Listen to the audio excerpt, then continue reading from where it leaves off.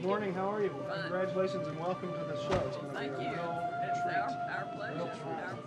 No, it's our pleasure. You guys are guys that have There's going to be a lot of pleasure going around. It's going to be a fun trip, and it's already been fun for us, so we're looking forward to it. Thank you. Great to have you. Make yourself at home. The ceremony starts at 11. Okay. Hello, how are you all? You're my team leader, huh? Yes, well, you find me, if you can't find me, you can find the people wearing the yellow badges. You corporal in charge.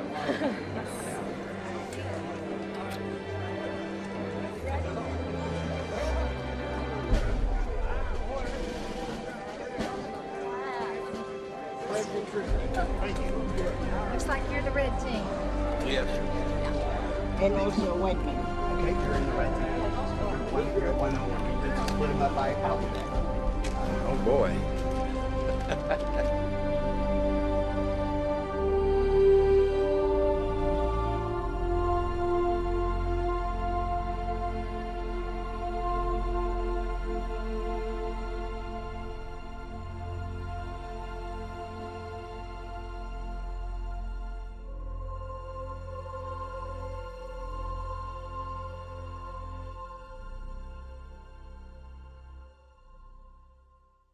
Oh, say, can you see by the dawn's early light what so proudly we held at the twilight's last gleaming, whose broad stripes and bright stars through the perilous fight o'er the ramparts we watch were so gallantly streaming, and the rocket's red glare, the bombs bursting in air, gave proof through the night that our flag was still there. Oh, say does that star-spangled banner yet wave o'er the land of the free and the home of the brave?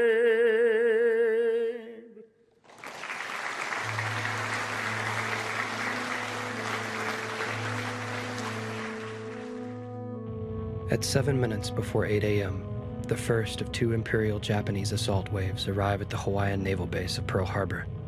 Their surprise assault lasts 3 hours. The USS Arizona, an American battleship, is sunk, taking with it 1,104 servicemen to the ocean floor. 3 more battleships are badly damaged, while 3 light cruisers, destroyers, and smaller vessels, along with 188 aircraft, are completely destroyed. Among the irreplaceable damage were the lives of 2,335 servicemen and 68 United States civilians. No matter how long it may take us to overcome this premeditated invasion, the American people in their righteous might will win through to absolute victory. I find World War II veterans to be individuals that are full of life, strength, integrity, courage, and faith.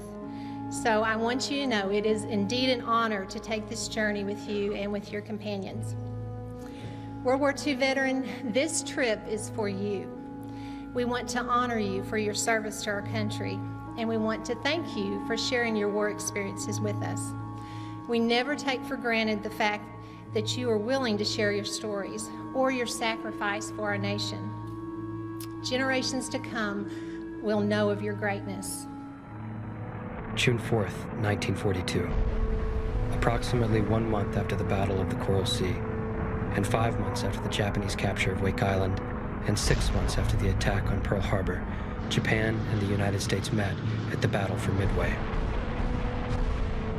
During the battle, Japan suffered the loss of 4 out of their 6 fleet carriers. The damage to the Japanese Air Force was also great. They lost the same amount of pilots in a battle lasting 3 days that they graduate out of training in a year. The Battle of Midway halted the expansion of the Japanese Empire in the Pacific. However, 3 more years of fighting and loss would ensue before we would see the end of war. And he said, of course, he had never been on a boat before. He had never been on the ocean before. He didn't know anything about that. They loaded him up on board this troop ship. They were just packed in. They advised him that the ship that he went over, that they were going to have 1 hour up on board out of every 24 to get some fresh air, and they would rotate them through. But otherwise, there were so many troops on that ship, that was all they could do. 1 hour up in the fresh air, the rest of the time below the deck. So he said the first night, here these kids had never been on boats before. He said the boat just rocked and rolled and rocked and rolled and rocked and rolled. He said it went on for hours and hours, and they were all lined up trying to get in the bathrooms because they were all sick. He said it was just, he didn't even want to go into detail of how messy it was down there. Finally, it came time for them to go up on board ship for their hour of fresh air, and they all eagerly went up there, and they were still tied in the harbor. They had just been bobbing in the harbor all night. That's when he said he knew he was in some big, big trouble. He hadn't even got out on the sea. Anyway, I thought it was a wonderful story. June 6, 1944. Western Allies open a second major front in an aerial and an amphibious invasion in Normandy on a date codenamed D-Day. The Allied invasion employed over 5,000 ships and 11,000 aircraft in order to take hold on European land. During planning, a certain number of grave sites of estimated killed on D-Day had already been allocated and designed for a ridge just beyond the beach. Mitchell Fountain, an In Their Words interviewee from Van Buren, Arkansas, was part of the first wave to arrive at Omaha Beach. During his interview, Mr. Fountain tried several times to speak of the advance from the beachhead to the rallying point at the base of the cliff. But he could never make it past the lowering of his Higgins Boat gate without beginning to silently weep. Most men died before their feet touched the sand. Wars have always had the ability, because of the horror that is experienced, to separate out somehow those that are tough, those that are lucky, those that are in the right place at the right time, those that are hard to kill. I mean, just all the varied reasons. Some of you were in the military before the war even started. Some of you were drafted just as it was winding down. We needed all of you. We could not have done what this nation did without all of you. Well, you are the tough, the lucky, those that were in the right place at the right time, those that were hard to kill. And as I look around, you still look pretty damn tough to me. And I think we need to do this in another 10 years. December 16, 1944. Germans launch a surprise final offensive of the war against U.S. forces in the Ardennes Forest. The attack, known as the Battle of the Bulge, for the bulge it formed in the American line, would be the costliest battle the U.S. Army would ever see. Within the first 3 days, there would be 19,000 casualties. The early losses left few to hold the already sparse line. But to hold the line, it took just those few. Those who watched their friends die. Those who withstood the freezing ice and snow. Those who knew there was no hope to advance, but those who had the heart and spirit to never retreat. The German advance failed due to this determined American resistance. I wanted to say just one more closing thing. The memorial was built in the spring of 2004. That's 59 years after you got back home. The youngest veteran at the dedication ceremony would have been in their 70s. This trip is about that visit for you.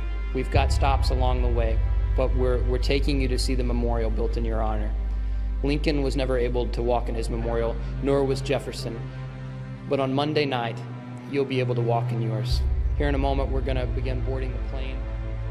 August 14, 1945. Our nation sighed a breath of mourning, relief, and hope. Franklin Delano Roosevelt, who died just 5 months before, did not see this day. But his words spoke truth long after he left us. With confidence in our armed forces, With unbounding determination in our people, we will gain the inevitable triumph. So help us God. In New York, the celebration would carry on for 2 days.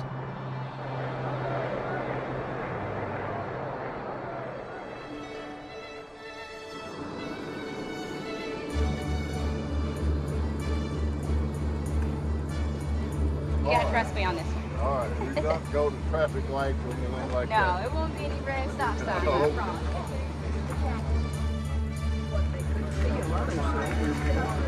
Sweetie, you look beautiful today. Thank you, thank you.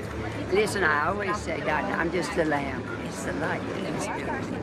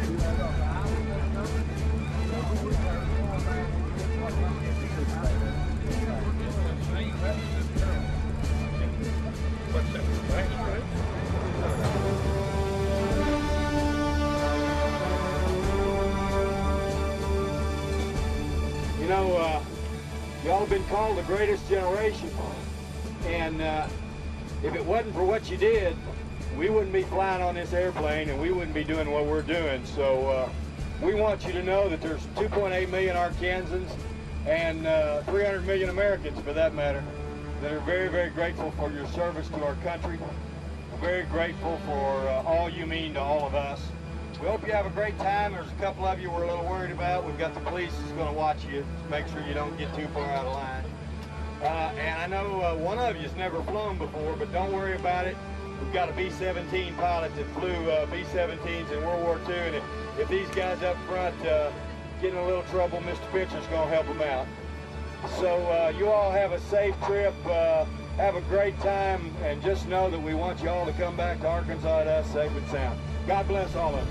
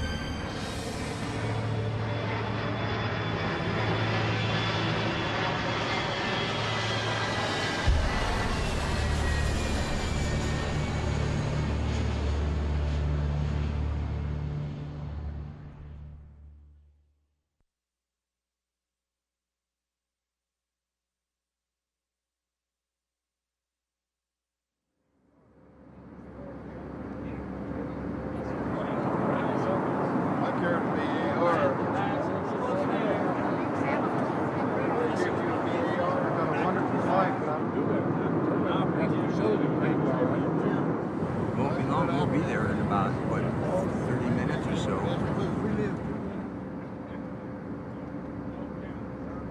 Flying the B-17 was one thing, it was freedom. In other words, when you got up in that plane, you escaped from the Earth's problems. It was just free as a bird. When I first walked out and walked onto the wing of that B-17, I said to myself, I'll never be able to lift this thing off the ground, because it looks small now, B-17, but it looked huge then. For its purpose, the B-17 was the greatest airplane, and B-24 was faster. But I don't think it was as good as the B-17. But the navigator, his name was Lockie. He grew up in Seattle, and he was German, of all things. Bombardier was from Alabama, Hop, and he was a case. Likeable, easygoing, and my co-pilot, he was from Vermont, and tall, sort of quiet. In fact, I went through training with him, and when I went to Tampa to pick up a crew, I met him on the street, walking down the street, and he said, well, how about me just being your co-pilot if you don't have any objection? I said, well, that sounds good to me. And he was. And then on through to Amsoil from Philadelphia. The guy that could put on the finest English accent you ever saw. And then the ball turret gunner was a Mexican, Salvador Terrazas. We called him Sally. He was a great guy. He was small then to fit in that ball turret, and many years later when I saw him at a reunion, he must have weighed 220 pounds. And then the Cajun on the crew was Paul C. Blanchard from Thibodaux, Louisiana, a character. We were in Tampa one night walking down the street, and I saw a chicken colonel approaching us, and of course I saluted smartly, and he returned the salute, and Blanchard, of all things, threw up his hand and says, hi, partner. But you talk about a mixture of great people.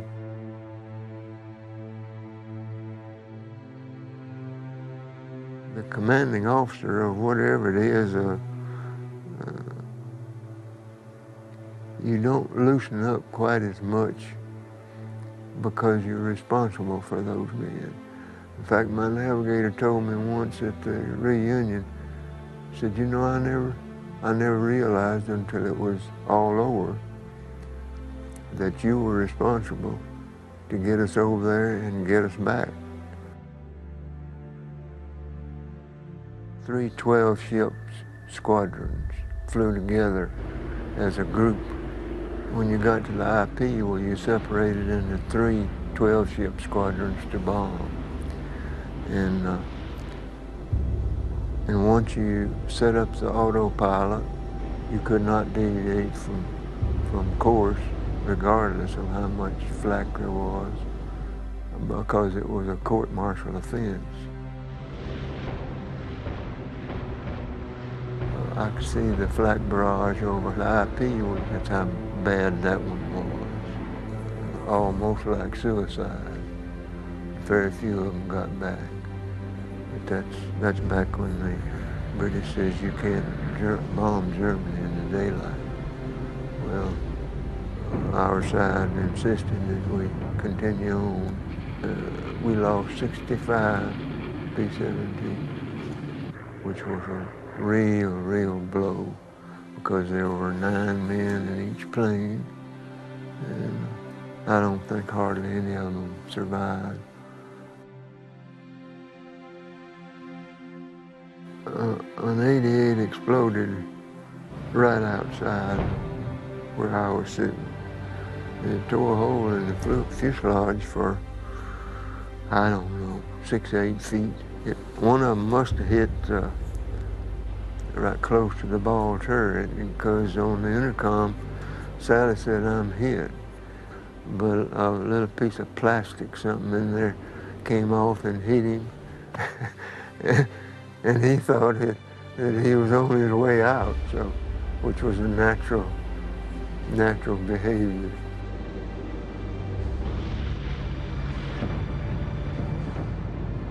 One of the planes got hit and flames flew up 50, 100 feet in the air, and he started down.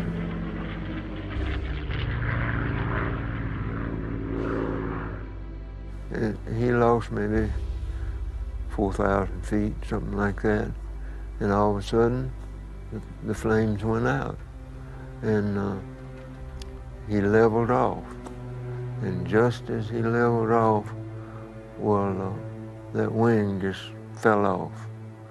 And it was the saddest sight I believe I ever saw, because that was that crew's last shot at it, and they just didn't make it, you know.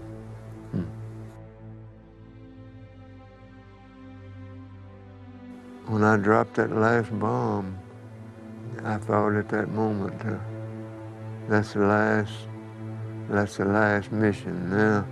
Now if I can get back to the USA.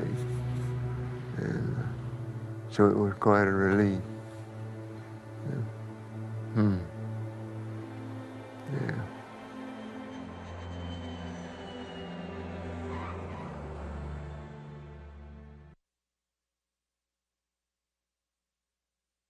Ladies and gentlemen, we are going under the fire trucks now. If you look out your windows, they are shooting the archway for you in honor of your service.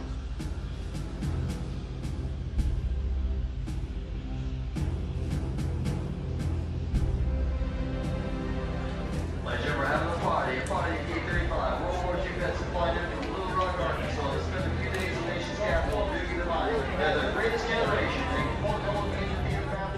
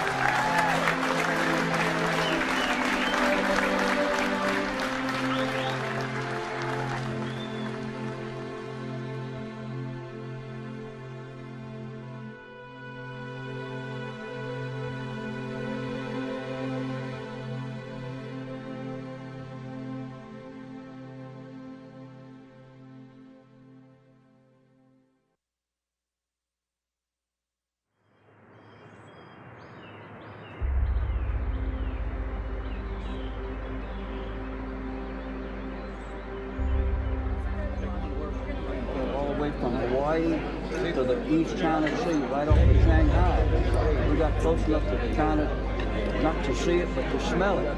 Not like a Chinese restaurant. Oh, crap.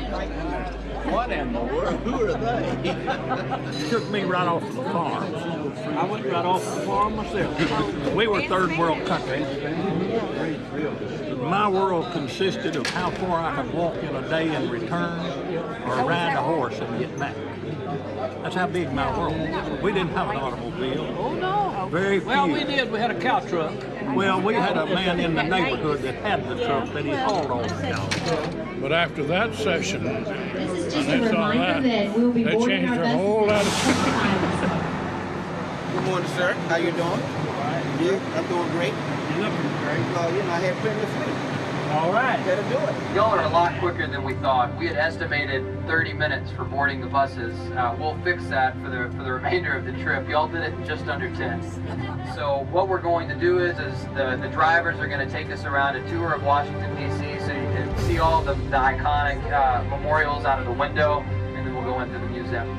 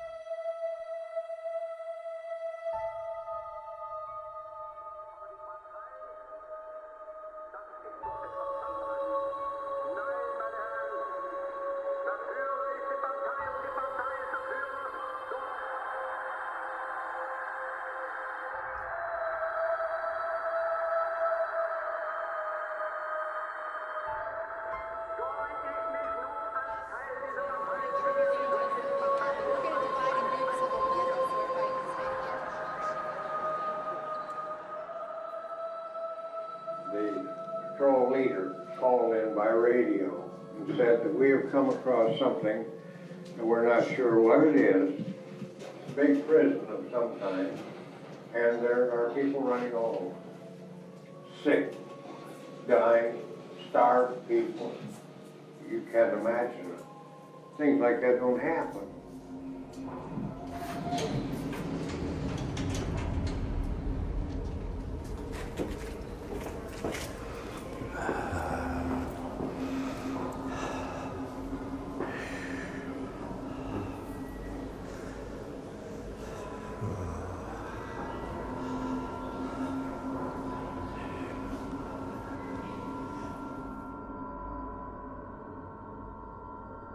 I've never seen anything like that before. I couldn't imagine anything like that before. And that smell, everybody was throwing up. I mean, it just a smell of death that there's no smell like it. And you know, you've seen people get sick. Some get sick and others not. Everybody got sick.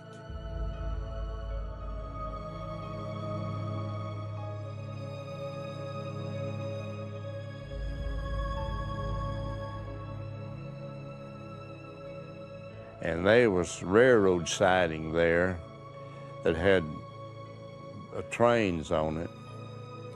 No engines, but just the trains. And that's the pictures that I've got. And where those, well, most of them I saw looked like men. And you don't know how long or where they came from or how long they'd been on that train. But those people, they had starved to death too.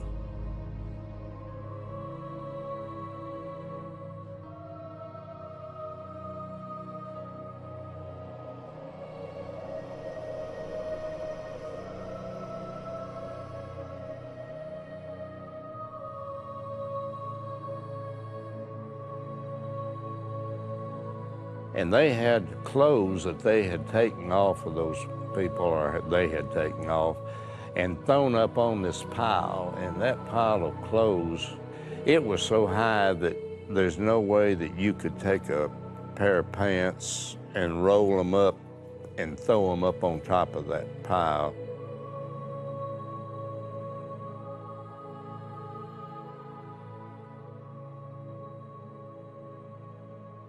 Well, they had a separate place that they threw the shoes. There were no shoes that looked like they were decent to wear. And I have an idea that most of those shoes, people that were wearing them were dead.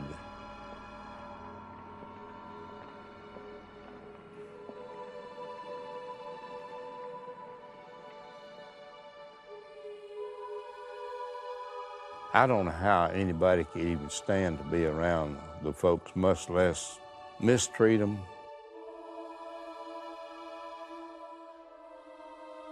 If any of them had a tattoo or something on, they'd take that skin and make a cover out of that skin. They'd knock their teeth out, and they collected all gold teeth. And I know that some of those guards, those SS troops, they didn't have any choice but to do that. But I don't see how anyone could, how they could make you do something.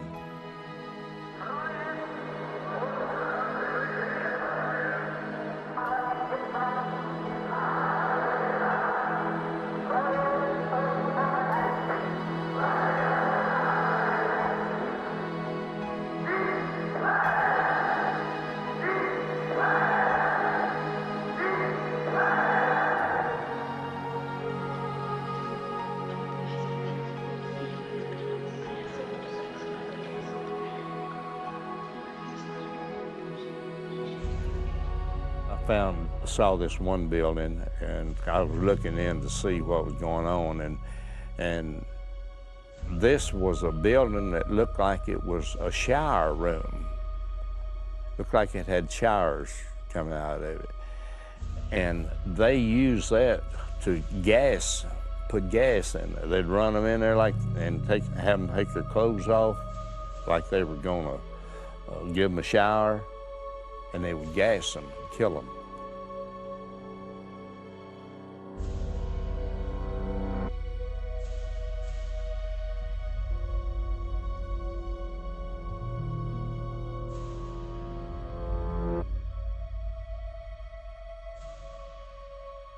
I don't think a man lived of the SS troops that they saw.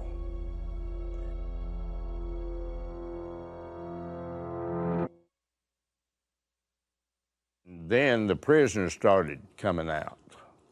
And I mean, they were just in rags and, you know, meat, well, they just almost starved to death at that time. And their eyes, man, you just never seen, you don't see people like that. That's the only time I've ever seen anyone in the shape they were in. The skin was just, well, there was nothing but bones under the skin, and there was no meat in a lot of them.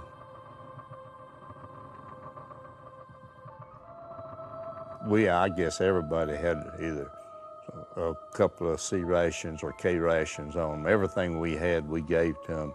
They weren't even able to open the cans and open the packages. They weren't physically able to tear the cardboard apart to get to the K rations. More like ghosts, just skeletons. That's all they were, skeletons. And you know it had to affect their minds as well as their bodies.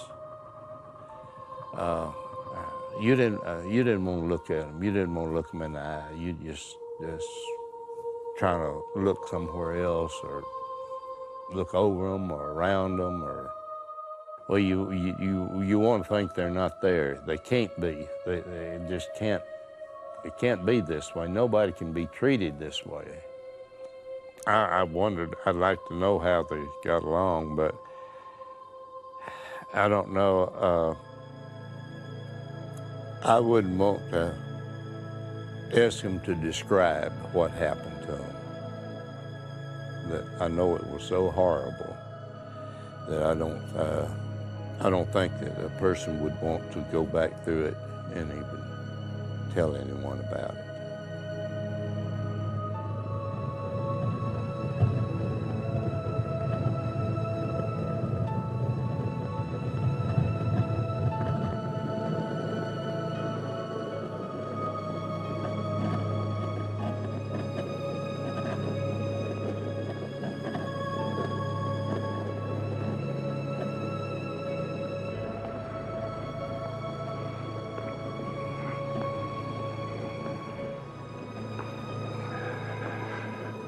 Wilbur Johnson. Henry Greenbaum, nice to meet you. Glad to know you, Darrell sir. Wilson. Nice to meet you guys. You're saviors. I was 17 years old, 18, and I weighed 75 pounds. Yeah. You know, so skeletons, you know. Mm-hmm. I wish we could have gotten there sooner. Right. That's the whole thing. Yeah. And I'm glad we did And get there. and I'd even blame God, too. I prayed to him all along, save me, save me. Oh, I can But at the imagine. end, I picked my hand up when the tank came and says, why did it take you so long? Yeah. You Yeah. know? Well, that's what I was saying. Why We did- wondered that too. Yeah. We wondered why it took Well, so long. nobody knew that there was so much tragedy going on. I mean, you know, can't you imagine all that? Unless you saw it with your own eyes. You know, even with my own eyes, I couldn't You imagine. still didn't do that. We didn't know what Dachau was until we arrived there. Mm-hmm. And they didn't tell us. They didn't tell us Right. where we was going. I know some of the soldiers that I talked to even had to call their superiors. They know if these people are human or inhuman. Said we found something we don't know who's there. We saved some, thank You did, God. you did. Thank you for doing that. Thank you, thank you. We just All thank God the that- survivors, they always talk about the liberators. Yeah. Because they are the ones that, you know, we were looking for you all. Well, I tell you, But- we were proud to be there to say. Thank you so much. Thank you so much. Thank you, thank you, thank you so much. Thank you so much. Thank you, thank you. If not for you, we wouldn't have been here, you know. If you come another couple of weeks later, we wouldn't have been here.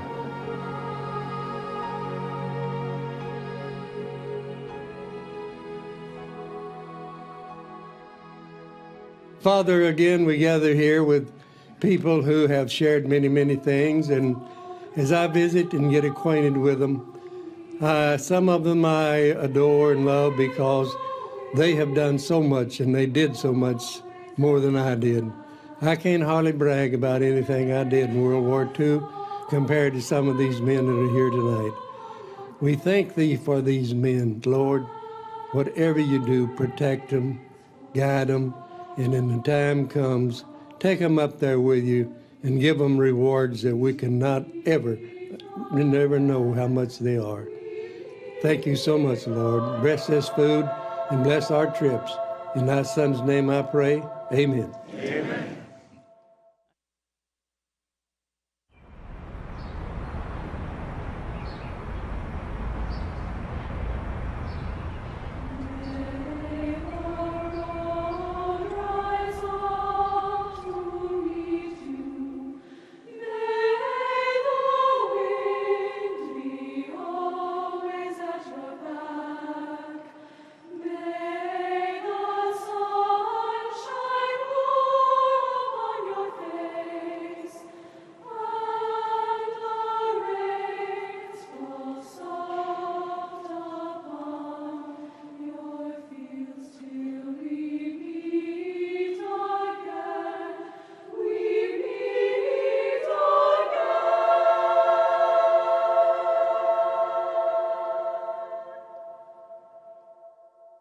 I would like to give a special welcome tonight to a group of very special people. They are a group of World War II veterans and their families. They are from Arkansas. They are from all branches of the armed forces, and we welcome them all this night to join with us in this evensong. Again, welcome. Let us worship the Lord in the beauty of holiness.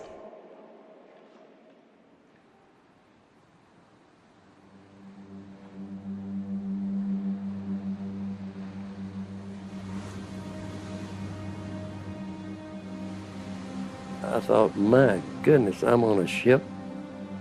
And then when it pulled that anchor up and started leaving, that's when I really thought, what in the world have I got myself into? I'd never been out of Arkansas at this point. I don't even remember going to Little Rock. Biscoe was my world. It was there, a cotton patch, and we had a little farm and had a little church there we went to, and had the store and doctor. And that was the extent of my travels. And then here I am in San Diego all of a sudden, and I'm meeting people from all over the United States. But the ones that I wanted to meet for some reason were the ones from the North. I wanted to assure them that we recognize the fact that they won the war and now we're friends. I didn't want any more wars going on. If there's nothing like the camaraderie of a bunch of men on a ship. You know, you're there as a group and you're going to support each other. That was, I don't know how to express it really. I never did. It was some kind of fulfilling of something. I realized I was a Navy man when I got on that ship. I am a Navy man, and I was proud of it. And I went aboard ship at Boston Harbor. That was where I felt like, boy, I'm in the Navy here. I walked aboard and saluted the officer, and they told me where to go down below decks and find my sleeping quarters. Going aboard that ship really did something. And we got out of sight of land, and that's where I had another test. I said, my goodness, what in the world? And you'd see waves that would nearly come over the ship. This is not the part of the Navy I like so well, because those waves are coming over there and bouncing us around. And then you realize at this point in time in your life, there is something much bigger than where you lived. Here is the ocean. Any way you looked, you didn't see anything but water. And we went 6 months without getting off of it. And that was kind of tough. We needed a little break. They hit a destroyer up in front of us. They lit up the sky like everything, and you could see the fire coming up and everything from that.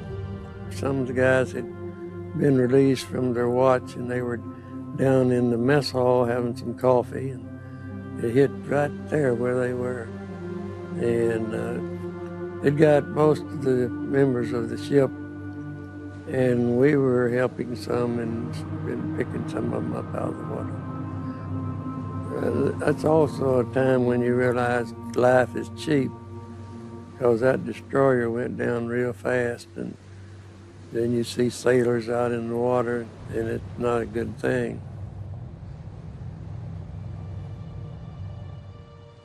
That's where I realized that war is terrible. And they had families just like we had families.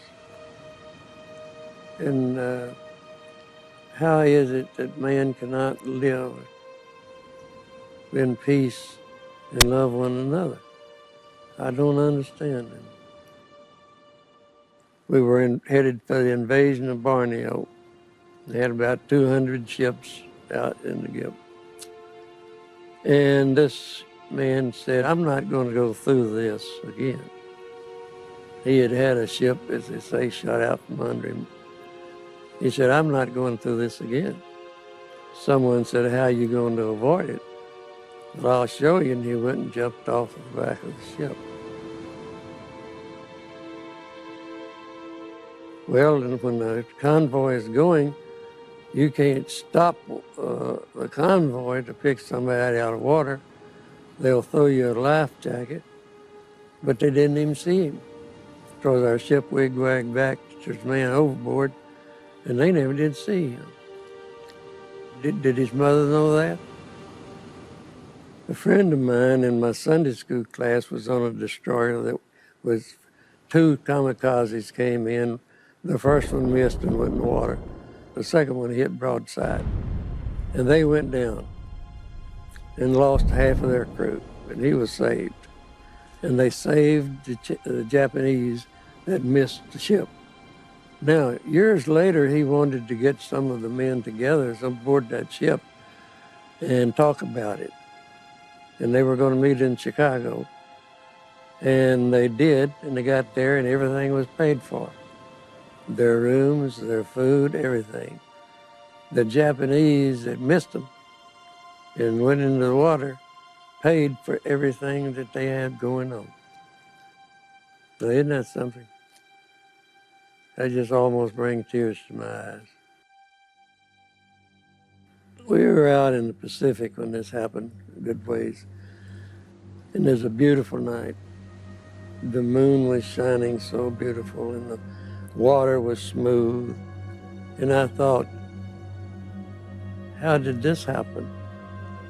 What caused this? And I sat down on a ready box, which is an ammunition thing. And I got looking around and something took hold of me. And I said, oh God, I want to be your partner. I'm not asking you to save me during this war, but I want to be your partner. And when I get home, I want to be your partner. And that was in 1944, and we've been partners ever since.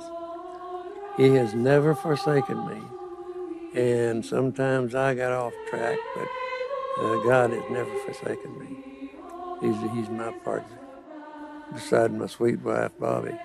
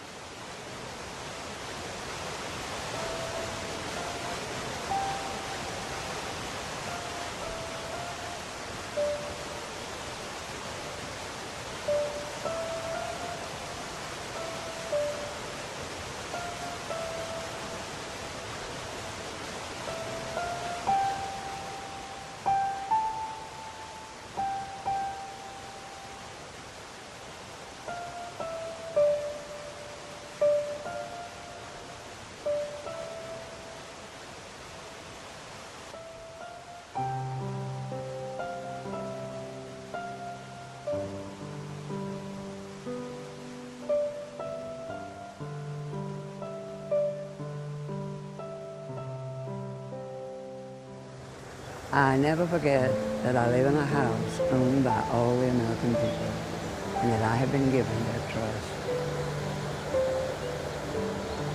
Isn't that simple?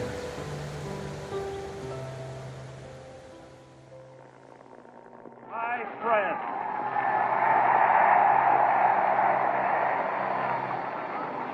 on the eve of a national election, it is well for us to stop for a moment and analyze calmly and without prejudice the effects on our nation of a victory by either of the major political parties. The greater issue goes beyond units of humanity. It goes to humanity itself. I was an only grandchild out of a whole bunch of them, and loved to listen to big folks talk. And I had heard this word come up, and it was about a president. It's going to be of everybody. And I knew it was a very important word. And our whole family was stirred up about what was coming, because our family lived as though our choice and our vote was going to determine the fate of the nation. So we absolutely had to choose the right person for whom the whole family was going to vote. And I began to look and listen for somebody that would be like Grandpa to be our president. And I heard this voice, and it was on their little floor radio. And I said, I know who the president is.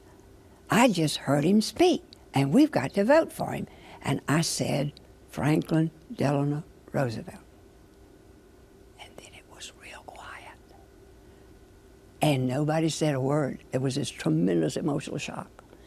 And Grandpa recalled himself, and he said, the family has been Republican for years, and that's the way it is. Well, there I stood, you know, and Daddy, he's just marvelous. He looked down and he said, why? And I said, because I heard his voice, and I said, I know we've just got to vote for him. For it is my very deep conviction that democracy cannot live without that true religion which gives a nation a sense of justice and of moral purpose. And so I ran off to play because I knew our family was going to vote for him. And they were, of course, looking at each other. But they all voted for him. So then I was confident. It was our family that, of course, made him elected to be our president.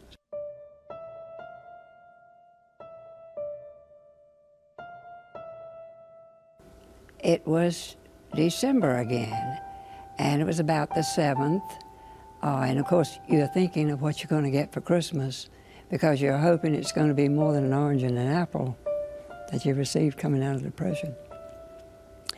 And this Sunday afternoon, it was like every other Sunday afternoon. We would sit around in the living room, which was the family room today, and read the papers about what was happening, you know, way over there, and was Britain holding the line, and, you know, it would never get over to us. And we had been listening to music on our little wooden table radio, which was, you know, the peak of the weekend.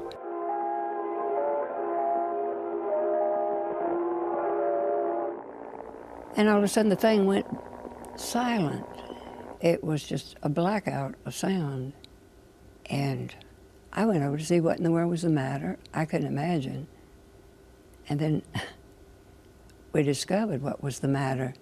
I was standing there in the silence, and all of a sudden, a man's voice, that I can hear it to this day, I get the chills to this day, said, We interrupt this broadcast to bring you this important bulletin from the United Press. Flash, Washington. The White House announces Japanese attack on Pearl Harbor. And then it was silent again. Well, I was educated, but I didn't know where Pearl Harbor was. Well, Daddy was a World War I veteran, and he knew where Hawaii is. And immediately, he also knew what it meant.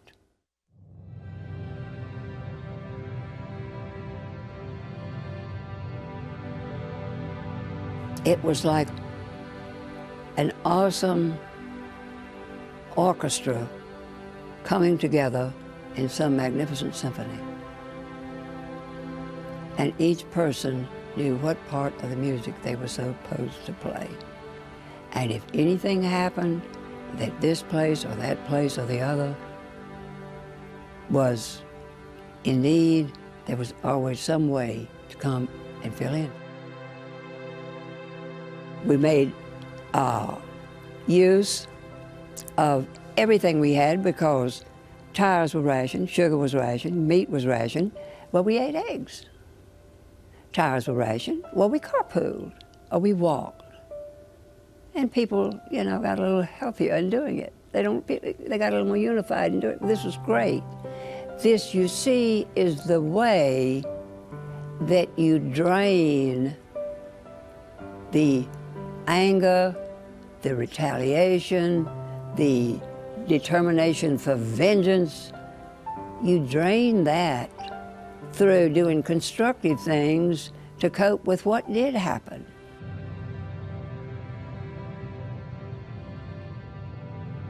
You see, that's the price. It hurts so bad. It hurts at home because it's hurting overseas.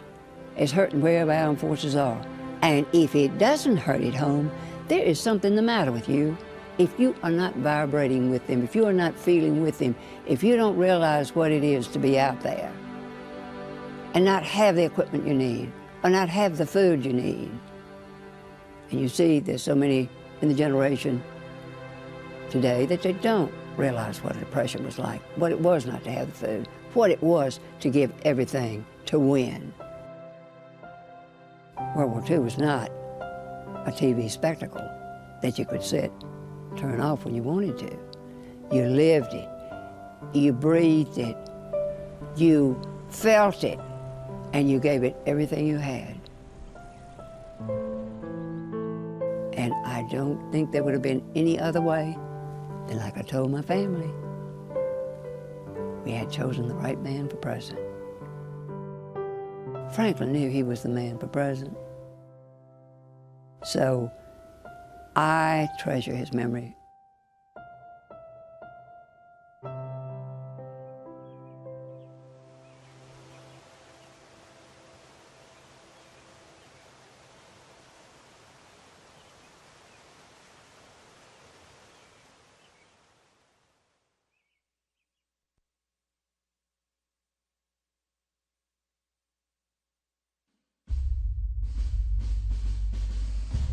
Before I hop off and onto the other bus, we're going straight to Arlington National Cemetery. You have permission to bring the bus in, which is incredible.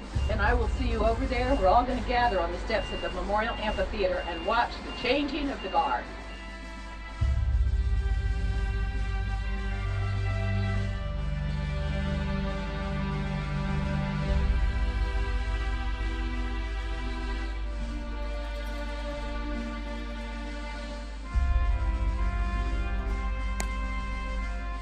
He is guarding, protecting, and defending them around the clock.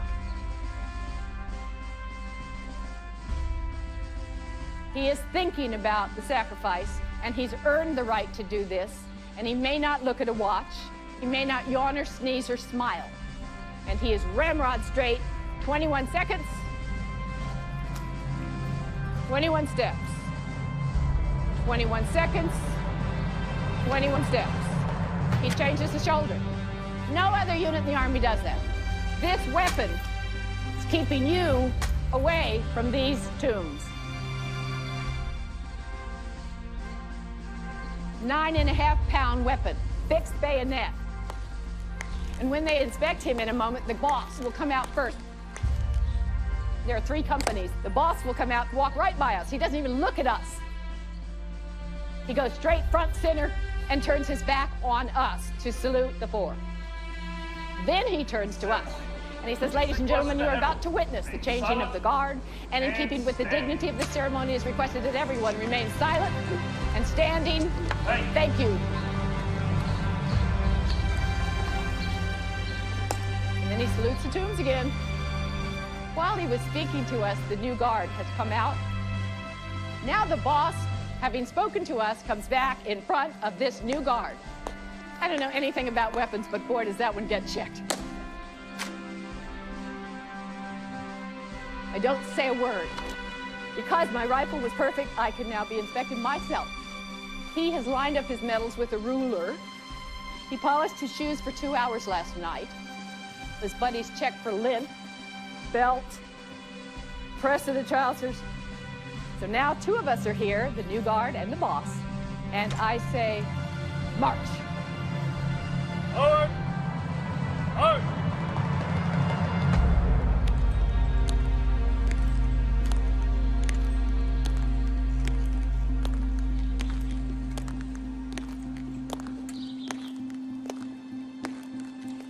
George! Halt! now 3 of them are in a row, and they all turn their back on us.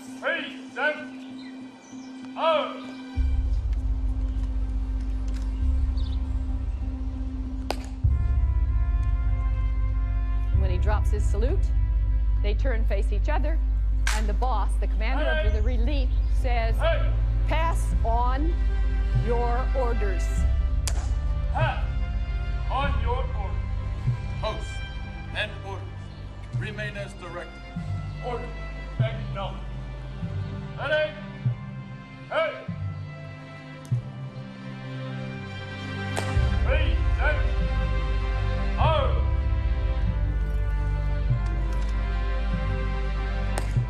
And then once that is passed, ready, march. And 3 of them are coming towards us for about 5 paces, because one of them has to stop and stay, and the other 2 keep coming.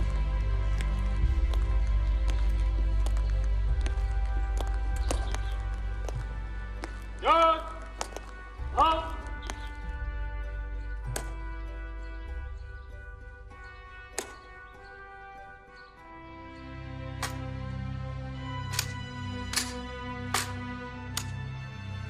All out.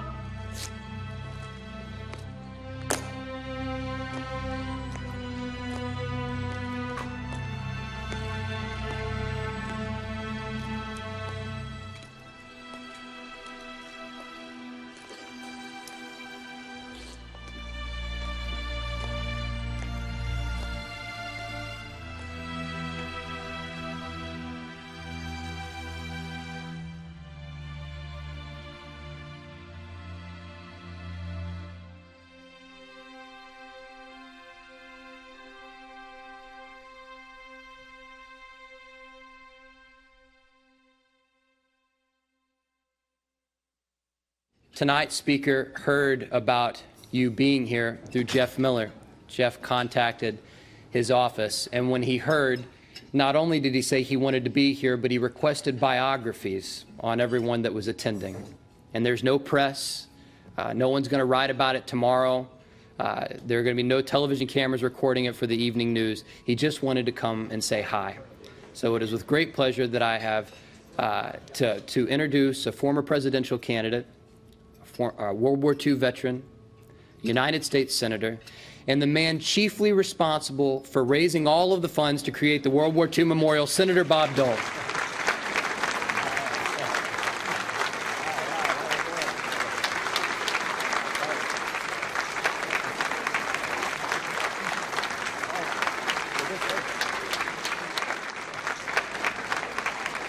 Please be seated. I just came by.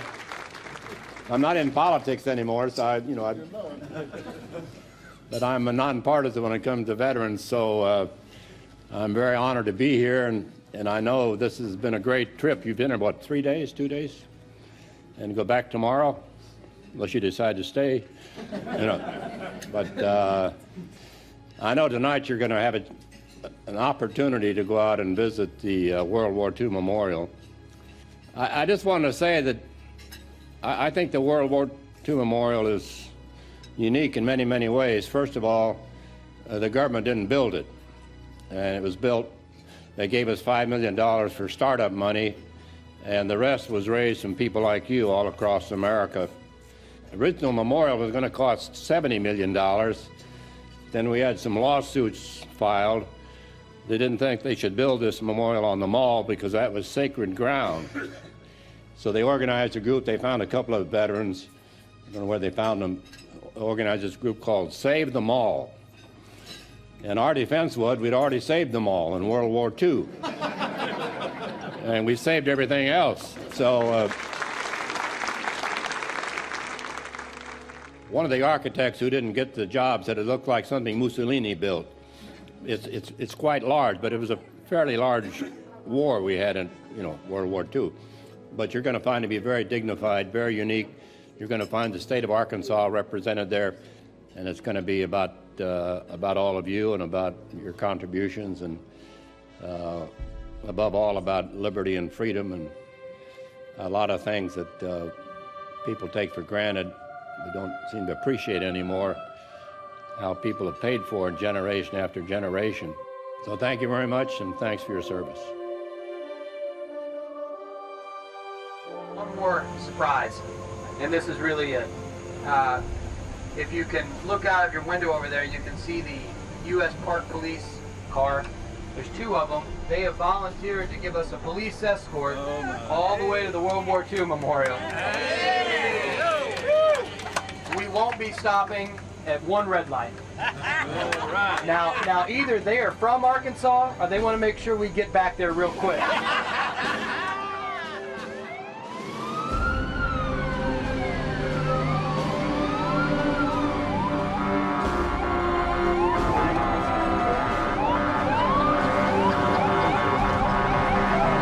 That was the first red light we blew.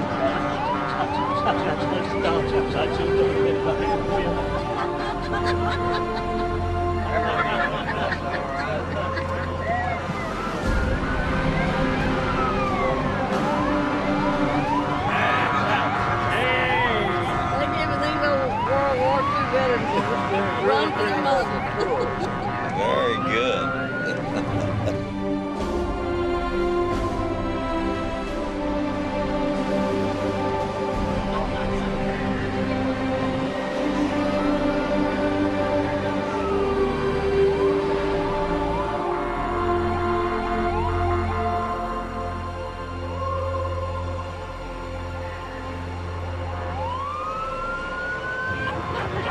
That trooper is showing out.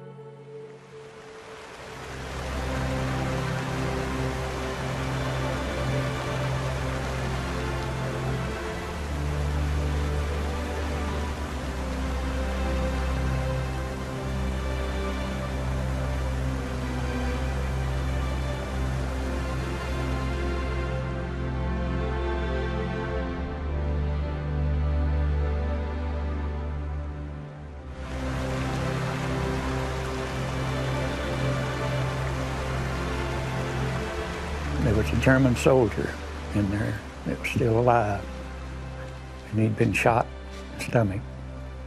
And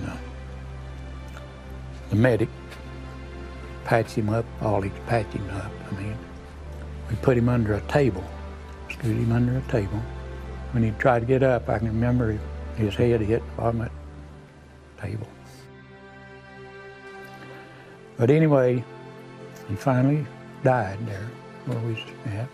I mean, death was nothing, you know what I mean? Wasn't no big deal by that time. But I thought about that guy's mother.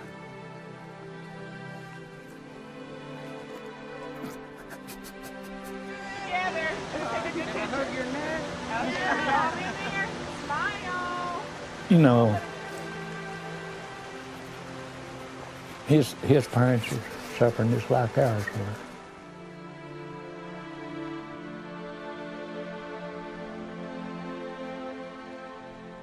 I heard a guy screaming, I'm hit, help me. And nobody go get him. So I guess the good Lord just reached down that hole and grabbed me by the shirt collar and see the breeches said, go get him. And I did. And I started feeling kind of funny.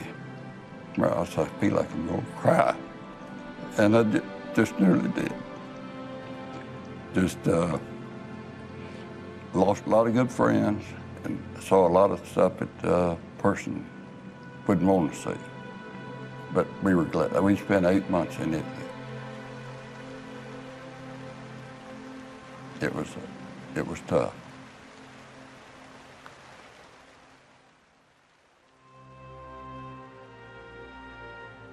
A cousin of mine told me he was going to volunteer. And I decided I would do it too. Without telling my mom I was going to do it.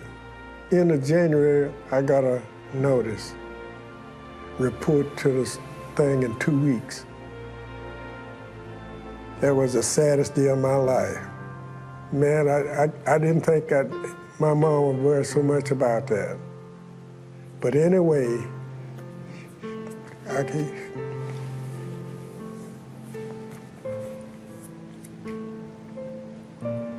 but I did. Went on, excuse me, I can't hear. Before I walked away, she said, don't forget your Bible. She was real sure that I had it. Today I still have it, that same Bible.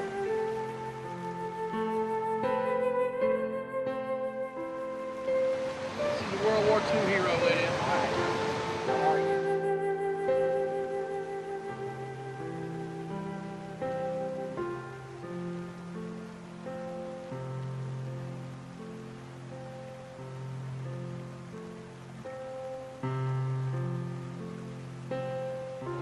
And you were a World War II veteran? Wow.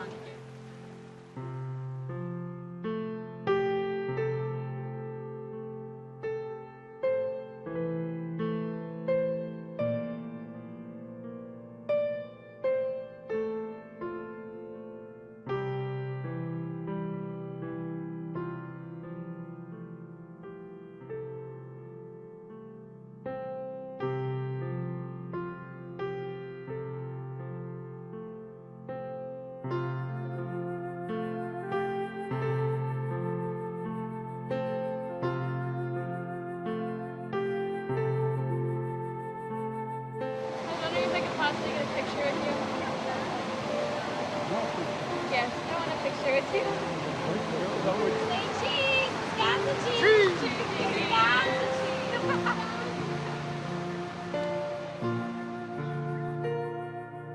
cheese! Here in the presence of Washington and Lincoln, one the 18th century father,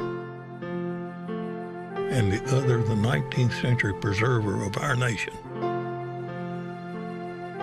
We honor those 20th century Americans who took up the struggle during the Second World War and made the sacrifices to perpetuate the gift our forefathers entrusted to us. A nation conceived in liberty and justice.